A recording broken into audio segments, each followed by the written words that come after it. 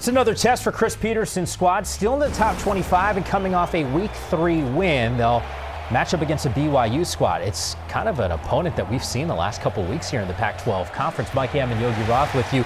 You were on the call for the Week 3 matchup against Hawaii that Washington won and looked fantastic offensively. In fact, you might be the good luck charm for them because I think they're undefeated so far this year and their offense has been as good as anyone in the country when you're there for the game. But with a tough test like this against BYU, what do we make of the expectation level for Jacob Eason and scoring a lot of points? Well, I think, like any profession, the longer you're around something or someone, you learn their strengths, their skill sets. Exactly what's happening with Washington and Jacob Eason.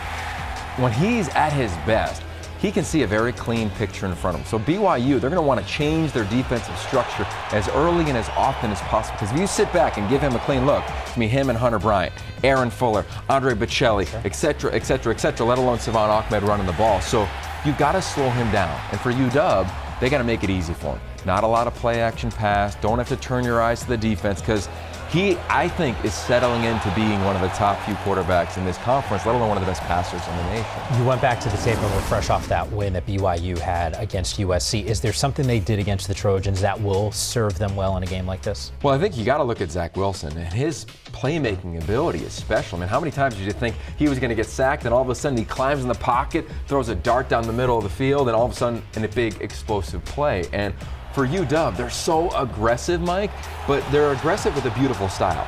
It'll look like they're bringing the house, but they'll just bring four or bring Miles Bryant off the edge. So they'll try to confuse Zach Wilson, slow him down. The biggest thing for them is just going to be tackling. 24 missed tackles and a loss to Cal. Only 8, I believe, last week in their win against Hawaii. So they have to be sound. If they do that and don't turn it over, they'll go get a win in Provo. All right, once the game is done, of course, we got you covered on Pac-12 Network. And at the end of the night, a full recap on the Pac-12 Network and the Pac-12 Now app on Final Score.